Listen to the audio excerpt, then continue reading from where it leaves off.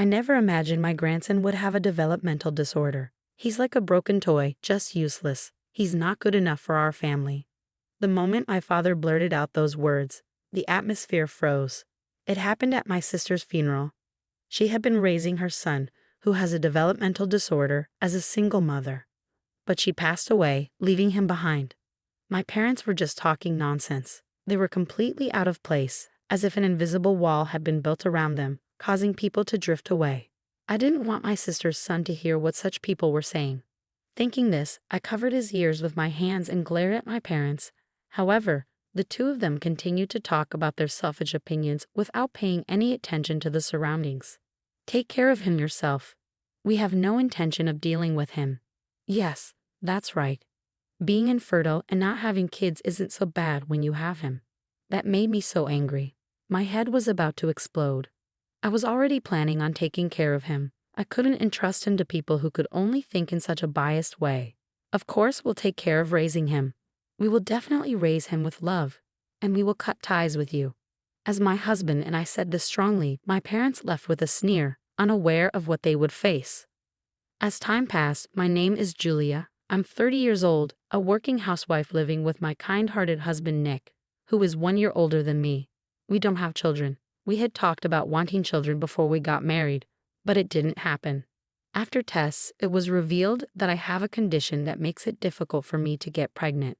We discussed for days whether to undergo treatment, but Nick said, "I'm happy as long as I can live happily with you, even without children.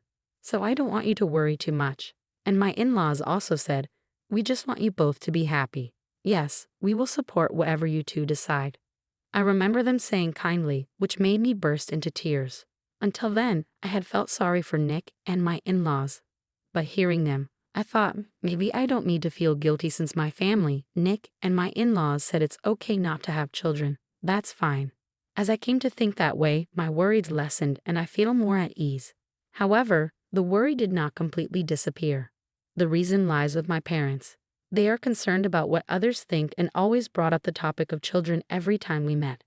Nick and my in-laws understand, so we plan to live together without kids. Even when I explain this, they would say, "Don't you want to repay us by giving us grandkids?" Or what will we do when our neighbors ask, "Hasn't your eldest daughter had any children yet?" Nick also tried to explain, but they wouldn't listen. "You're really a failure. I wish you would learn from your sister Erica." My parents always compared me with my sister Erica, who was 1 year younger than me. They favored her over me from the beginning, and the issue with children seemed to accelerate that. Erica was not only smart but also athletic and liked by everyone around her. She never bragged about her abilities, always humble and with good character. I liked her too, and we had a good relationship as sisters. I hardly got in touch with my parents, but Erica and I occasionally kept in touch. She has a son named David, now 6 years old. As he grew, it became apparent that he had a developmental disorder. That was the reason she had divorced her husband. "Sis, please keep this a secret from Mom and Dad," Erica said to me, considering their unusual concern for appearances. Who knows what they would say if they found out about David's developmental disorder? Of course, I agreed. While keeping David a secret from our parents, I have been helping her raise her child as a single mother. Then one day, I received a call from the police on my smartphone. "Are you Erica's sister? It's about your sister." After seeing that, the female police officer on the other end of the line fell silent, as if troubled. Something didn't feel right, and even though it wasn't hot, I was still sweating like crazy as my heart raced, and I tried to calm myself. She continued, "Erica has died in an accident." After inhaling sharply, I found myself unable to speak, my mouth hanging open with a mind gone blank. I somehow managed to convey what the police had said to Nick. He placed a hand on my shoulder, repeating Erica's name in an attempt to calm me amidst his own shock. Time quickly passed in a blur due to funeral preparations, and before we knew it, it was the night before the wake. Even then, I couldn't fully grasp that she was no longer in this world. I kept thinking she might call me the next day or that she might come over and have dinner with Nick and me again. I was preoccupied with such thoughts. I wondered whose funeral I was attending, though it felt like a dream. There was no mistake that Erica's name was present in the funeral hall, her portrait framed and displayed. Ah, is she really gone? While I was mourning with Erica's friends, I heard a voice echo through the funeral hall. Look who decided to show up, our daughter who let us down. You still haven't managed to have a kid. I couldn't understand how they could say such things at their own daughter's funeral. My parents were acting like they couldn't see how upset everyone was and just kept insulting me. Friends and relatives looked at my parents with disbelief, clearly seeing the absurdity in their words. It was evident to everyone there that my parents were out of place, saying such bizarre things. However, being in public and grieving Erica's absence made me feel as if my heart was being torn apart. Not just Julia, it seems Erica was an embarrassment as well. All our affection for her seems foolish now. I never thought my grandson would have a developmental disorder. He's like a broken toy, just useless. He's not good enough for our family. My parents were just babbling nonsense. They were completely out of place, as if an invisible wall had been built around them, causing people to drift away. I didn't want my sister's son to hear what such people were saying. Thinking this, I covered his ears with my hands and glared at my parents. Take care of David yourself. We have no intention of dealing with him. Yes, that's right. Being infertile and not having kids isn't so bad when you have him. That made me so angry. My head was about to explode. I was already planning on doing that. I couldn't entrust him to people who could only think in such a biased way. Of course, we will take responsibility for raising this child. We will definitely raise him with love, and we will cut ties with you. After saying that, my parents briefly looked shocked but then scoffed. Oh, do as you please, and left the scene. 10 years later, David had turned 16. Although he initially seemed unsure and out of place living with us, he now appeared completely at ease. Having hit his growth spurt, he had grown rapidly, surpassing my height. David is not quite as tall as Nick yet, but he's getting there. He's growing like crazy. One day after work, Nick told me about a weirdo lurking near our place. He seemed pretty stressed out.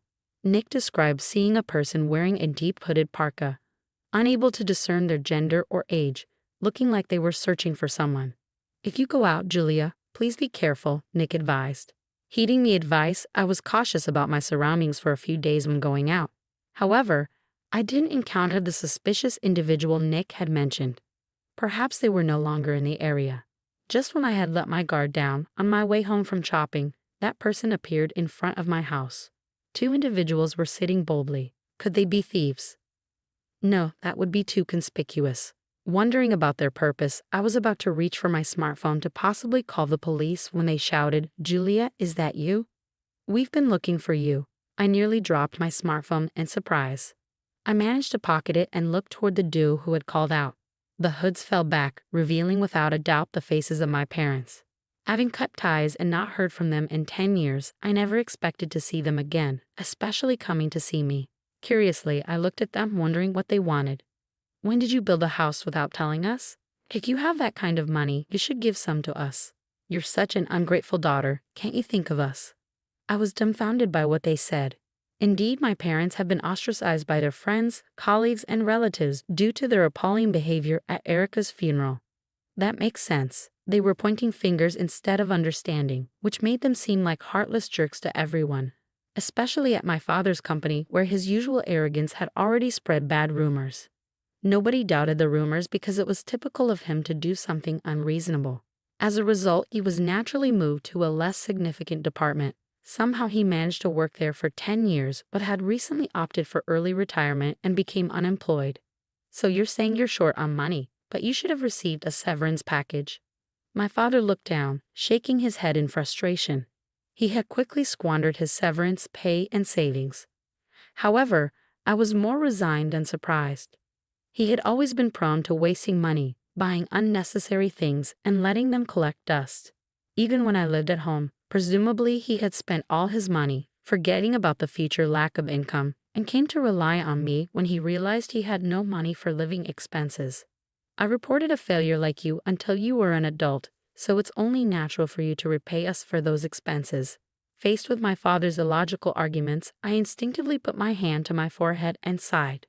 Their refusal to consider getting jobs themselves was characteristically selfish in a bad way. How come you didn't pay us back before building your house? Your son, David, is a disaster, but you're still taking out a mortgage. My mother ran nonsensically. However, they seem to be misunderstanding something. We didn't take out any mortgage, though. What? My mother tilted her head, looking confused. I glanced at my father, who mirrored her expression. This house was made possible thanks to David. What do you mean? I decided to explain the whole story to my parents. David got really good at coding and used his ability to focus to make apps online. He had been interested in machines since he was young, often intently observing the family computer.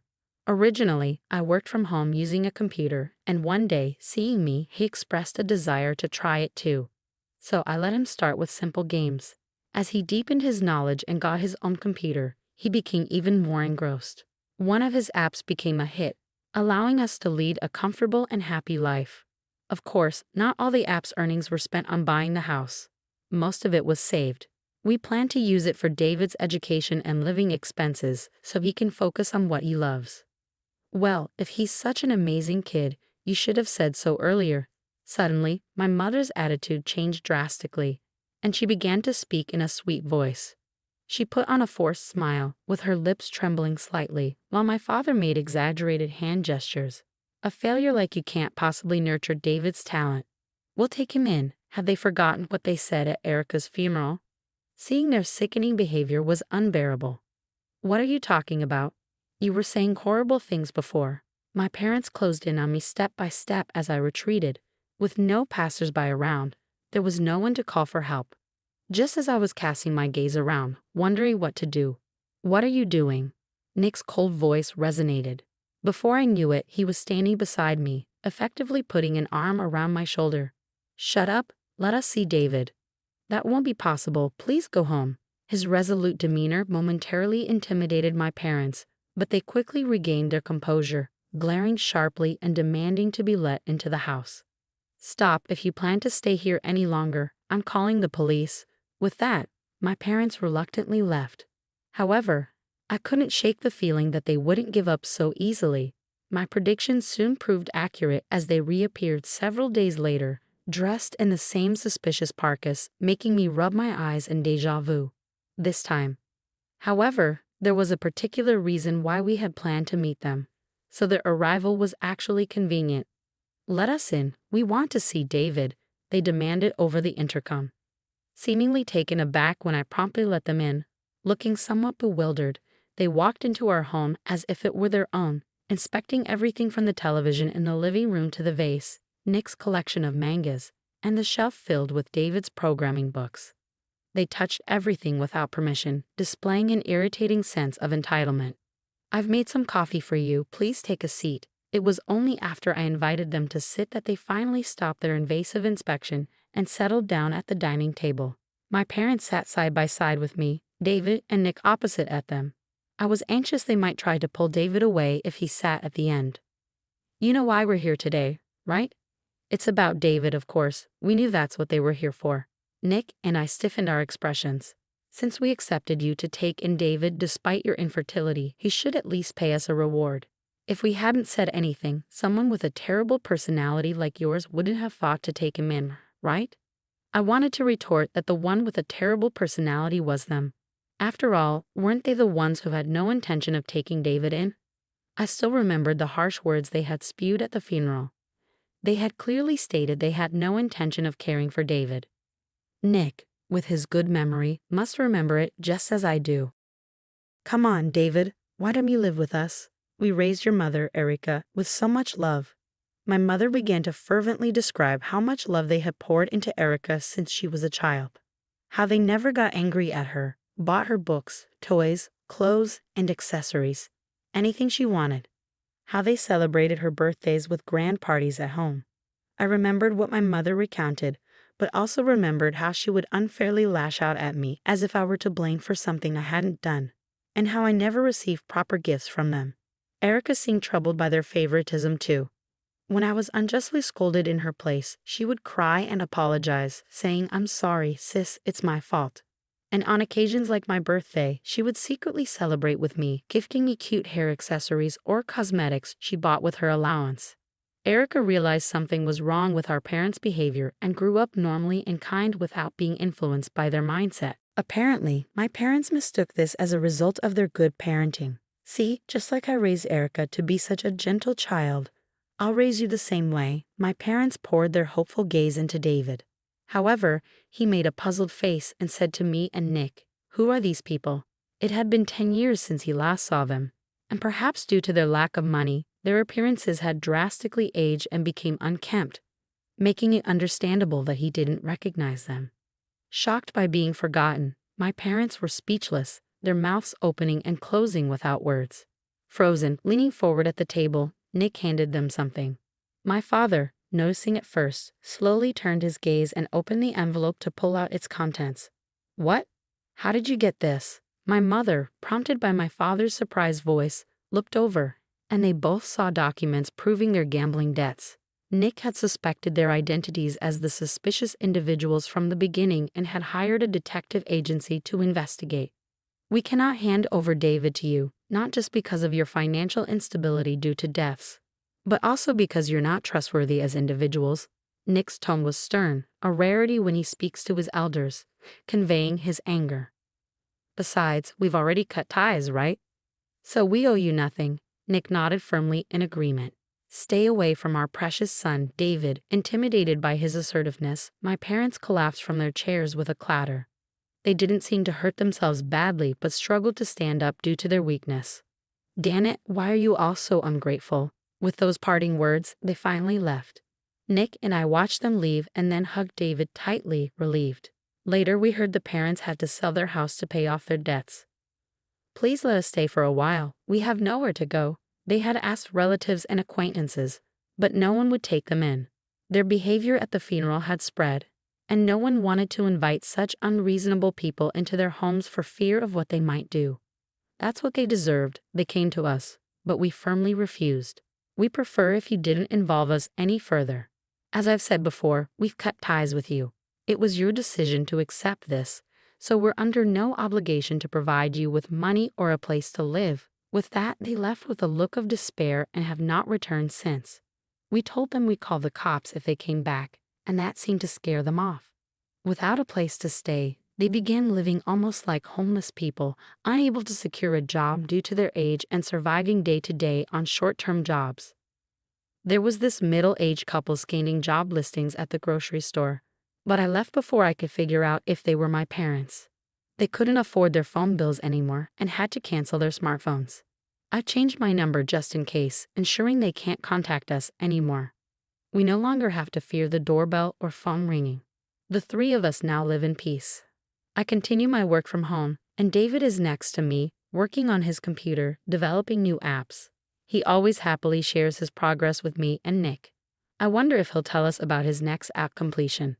I look forward to it and can't wait to see what he creates next. Together with Nick, I'm committed to nurturing David's talents further.